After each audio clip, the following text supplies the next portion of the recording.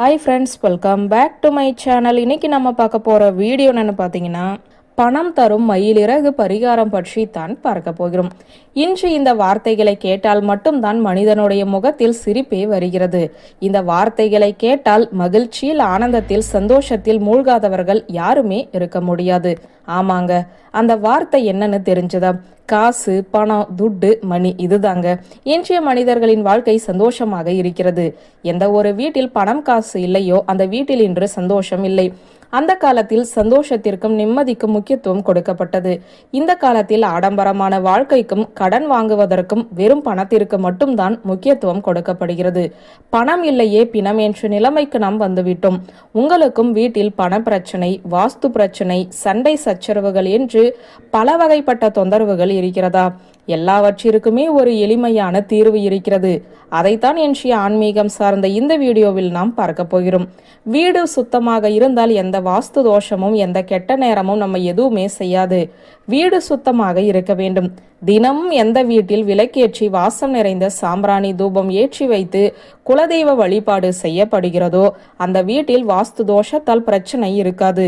இது நம்முடைய மன திருப்திக்காக சொல்லிவிடுகிறோம். ஆனால் ஒரு வீட்டில் வாஸ்து தோஷம் என்று இருந்தால் நம் கண்ணுக்கு தெரியாத பிரச்சனைகள் நம்ம ஏதாவது ஒரு பள்ளத்தில் தள்ளிவிட்டு கொண்டேதான் இருக்கும். உடனடியாக வீட்டை இடித்து மாற்ற முடியுமா? நிச்சயம் முடியாது. சொந்த வீடு வைத்திருப்பவனாலேயே வீட்டை உடனடியாக இடித்து வாஸ்து தோஷத்தை சரி செய்ய முடியாது. நான் வாடகை வீட்டில் இருக்கிறேன். நான் என்ன செய்வது? 11 மயிலிறகு வாங்கி கொள்ளுங்கள். கடையில் பணம் கொடுத்து வாங்கினாலும் சரி, அல்லது காடுகளில் மயிலிறகு கீழே உதிர்ந்திருக்கும், அதை எடுத்து வந்தாலும் சரி.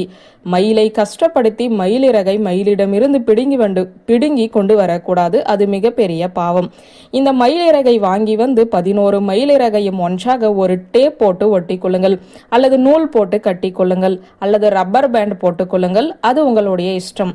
மயிலிறகை ஒரு சுவற்றில் தலைகீழாக வைக்க வேண்டும். அதாவது மயிலிறகின் குச்சி பக்கம் மேலே பார்த்தபடியும் அந்த மயில் கண் பகுதி கீழே தரையை பார்த்தபடியும் சுவரில் ஒட்டிவிடுங்கள். வீட்டில் எந்த இடத்தில் வீட்டில் இந்த மயிலிறகை இப்படி வைக்க வேண்டும் தெரியுமா?